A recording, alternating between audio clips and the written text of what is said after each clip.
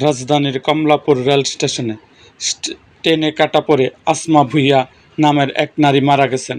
ট্রেনে ওঠার সময় পা ফসকে পড়ে যান তিনি।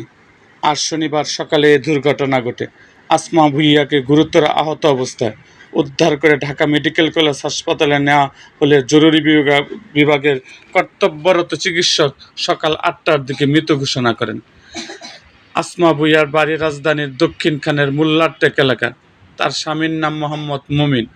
আসমা ভূঁইয়ার জামাই সাইফুল ইসলাম জানান, তার শ্বশুর ও শাশুড়ি নারায়ণগঞ্জ হয়ে মুন্সিগঞ্জ যাওয়ার কথা ছিল।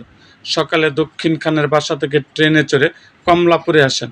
কমলাপুর থেকে আরেকটি ট্রেনে ওঠার সময় শাশুড়ি পা ফসকে ট্রেনের চাকার নিচে কাটা পড়ে হাসপাতালে নেওয়ার পর তাকে মৃত ঘোষণা করে চিকিৎসক।